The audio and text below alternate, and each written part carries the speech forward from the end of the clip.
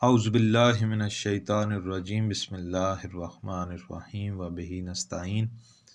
عزیزان گرامی، ماہ مبارک میں دروس کا سلسلہ جاری و ساری ہے اور انشاءاللہ اس کو اسی طرح ادامہ دیا جائے گا۔ گزشتہ درس میں ہم نے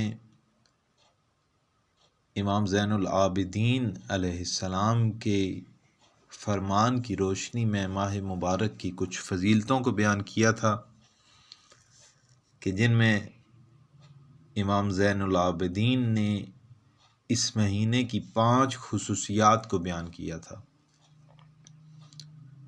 اور ان میں سے پہلی خصوصیت یہ تھی کہ یہ مہینہ وہ مہینہ ہے کہ جس میں انسان روزے رکھتا ہے، یعنی انسان کے لیے یہ روزے رکھنے کا مہینہ ہے، اور یہ روزے رکھنا انسان کے اوپر واجب قرار دیا گیا ہے کہ یعنی اگر اس نے یہ واجب ادا نہ کیا تو خداوند عالم اس سے پوچھے گا۔ لیکن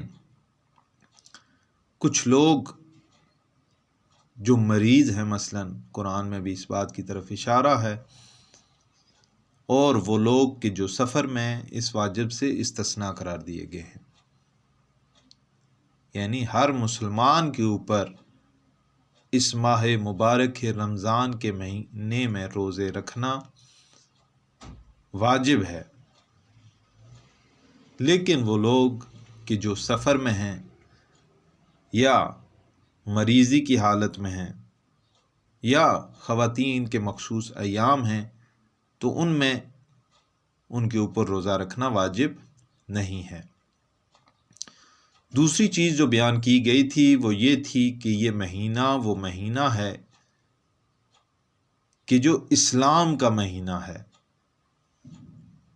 اسلام کا مہینہ اس لیے ہے کہ خداوند عالم نے اس مہینے کو اہمیت بخشی ہے، اور اہمیت بخشنے کی وجہ سے ہی اس مہینے کو اسلام کا مہینہ قرار دیا گیا ہے۔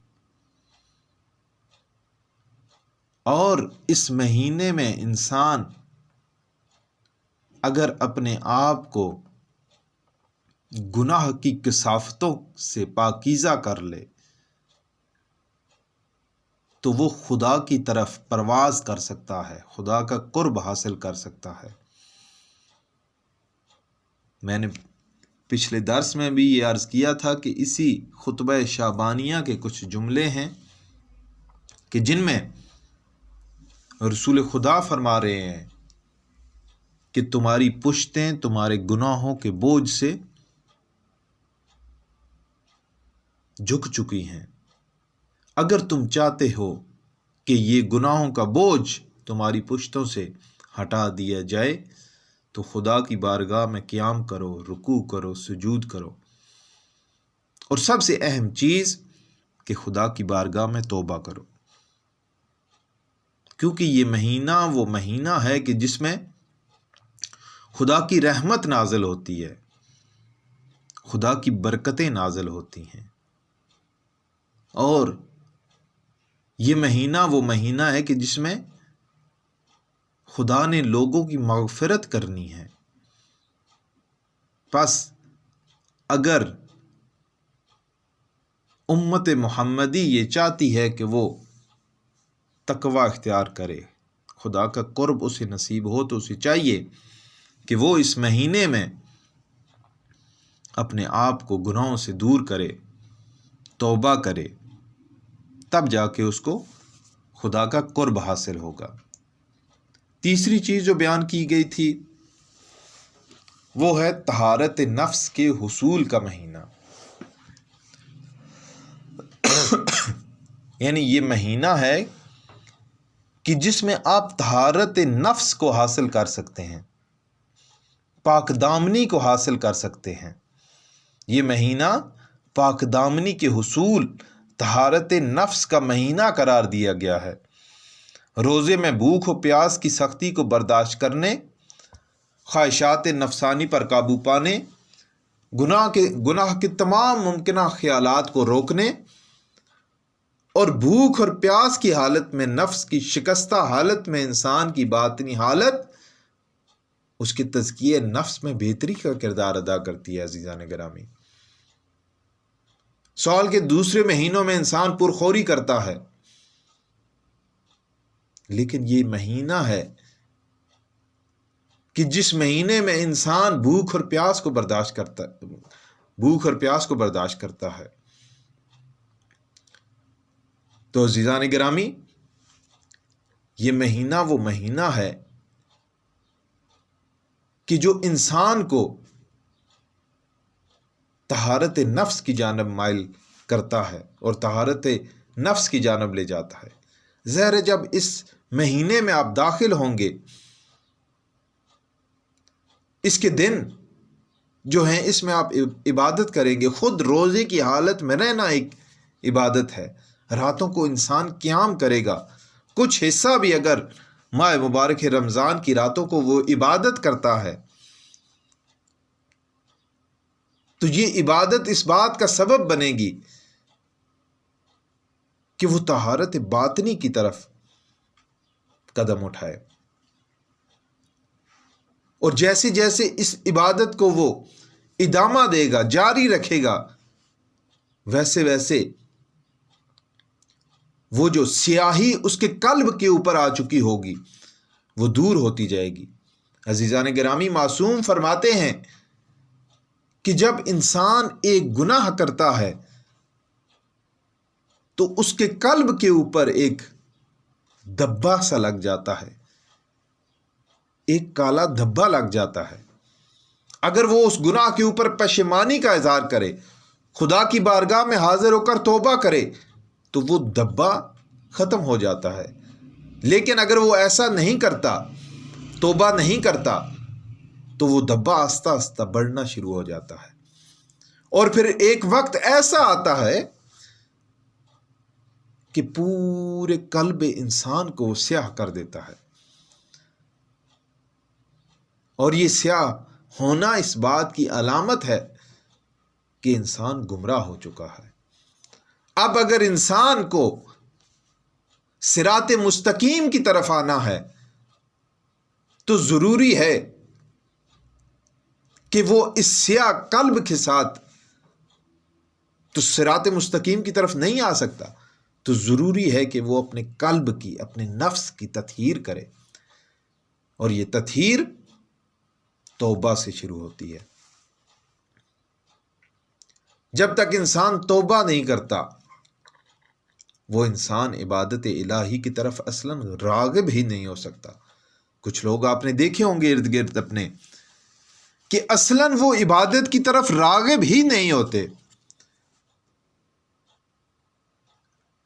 کوئی بھی عبادت ہو ان کا دل ہی نہیں کرتا کہ ہم مسجد جائیں۔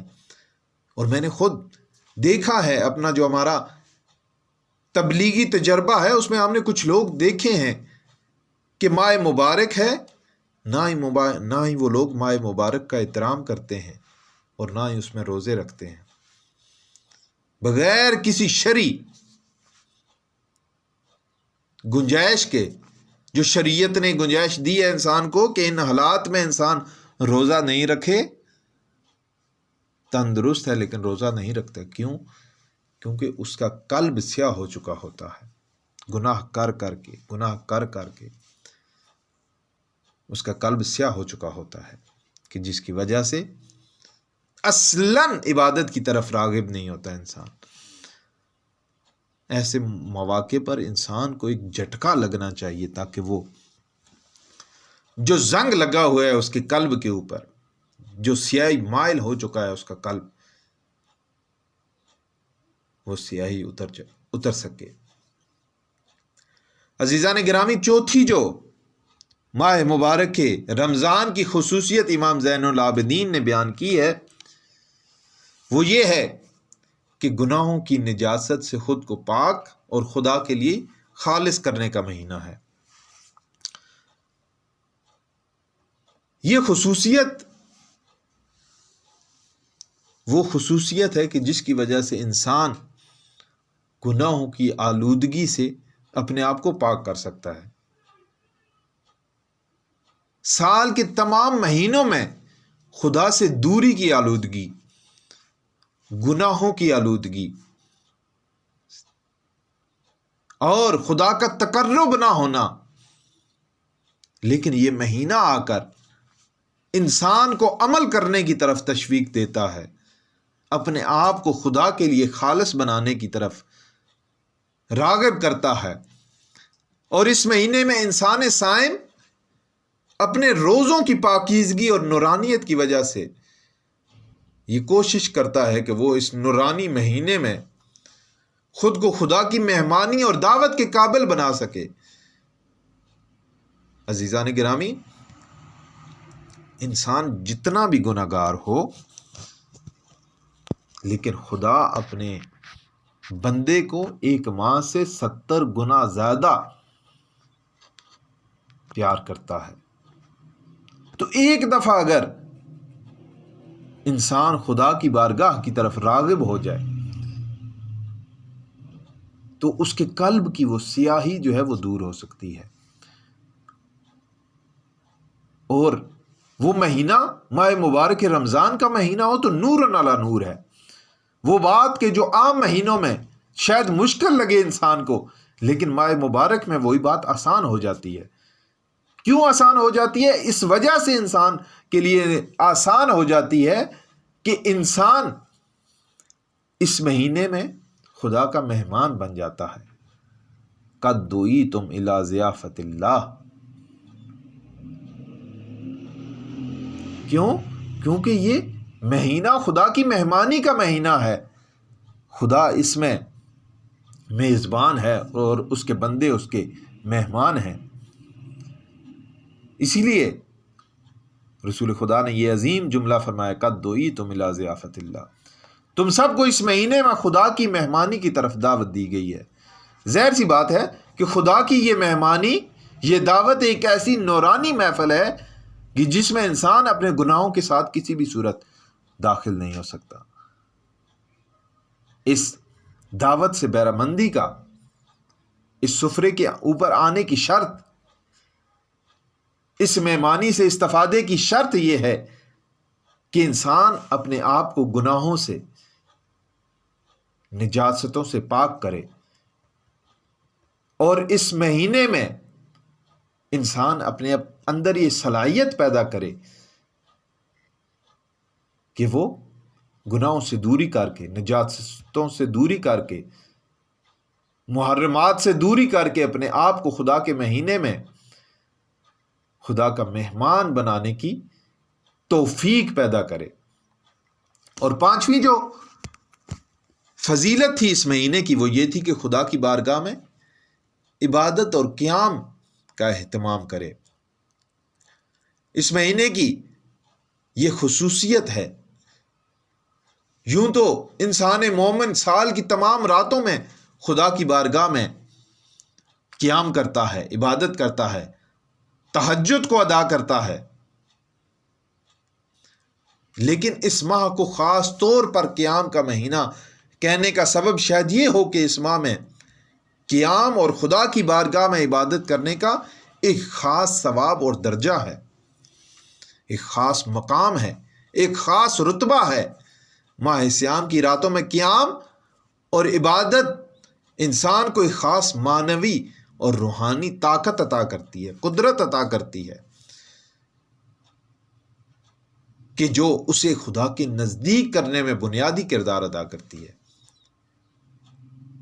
اور اگر اس مہینے میں انسان خدا کی عبادت کرتا ہے، قیام کرتا ہے، تو اس مہینے کے ختم ہونے کے بعد سال کے دوسرے مہینوں میں بھی اس کی معنوی طور پر یہ صلاحیت رہتی ہے کہ وہ خدا کی بارگاہ میں اپنے آپ کو پیش کرتا رہے اور اس کی عبادت کرتا رہے۔ اسی طرح ماہ مبارک کی اور بہت سی فضیلتیں ہیں۔ خدا نے اس ماہ کو اس کے کثرت احترام اور اس کی آشکار فضیلتوں کی وجہ سے تمام مہینوں کے اوپر افضل قرار دیا ہے۔ اس کی عظمت کے بیان کے لیے جو چیزیں دوسرے مہینوں میں حلال تھیں اس میں حرام کر دی ہیں۔ آپ کا کھانا پینا 24 گھنٹے دوسرے مہینوں میں آپ کے اوپر حلال ہے، لیکن روزے کی حالت میں وہی کھانا پینا آپ کا مبطل روزہ بن جاتا ہے، روزے کو باطل کر دیتا ہے۔ اور ایک اور فضیلت جو ہے، اس عبادت کا وقت مقرر کیا گیا ہے، یعنی کہ اول فجر سے لے کے اذان مغرب تک آپ خدا کے لیے قربتاً الی اللہ اپنے آپ کو بھوکا اور پیاسا رکھتے ہیں۔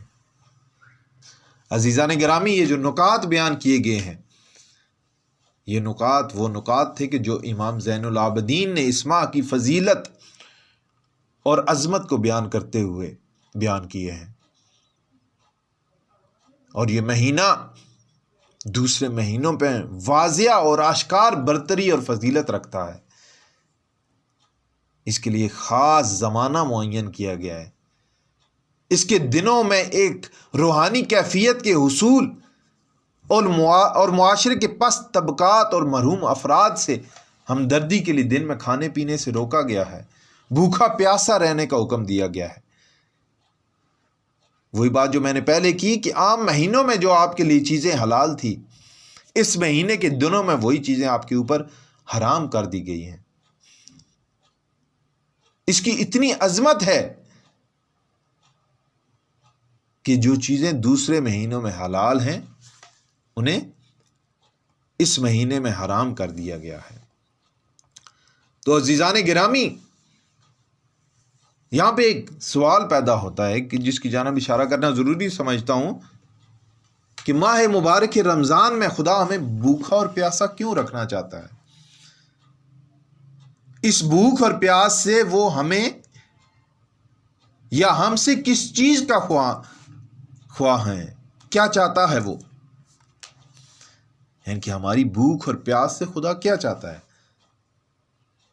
تو اس کو اگر خلاصتاً میں مختصر انداز میں بیان کروں تو سب سے پہلے یہ ہے کہ خدا کے کارخانے میں نہ تو پانی کی کمی ہے، نہ ہی رزق کی کمی ہے کہ جس کی وجہ سے وہ ہمیں بھوکا اور پیاسا رہنے کا حکم دے۔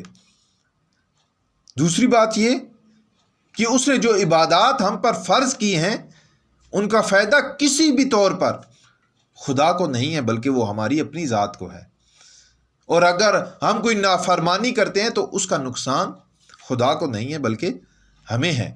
تیسری بات، خداوند عالم اس بھوک اور پیاس سے ہمیں اپنے معاشرے سے مربوط اور غریب افراد سے ہمدردی کا احساس پیدا کرنا چاہتا ہے، قیامت کی بھوک اور پیاس کو یاد کروانا چاہتا ہے، صحت و سلامتی اور طول عمر عطا کرنا چاہتا ہے۔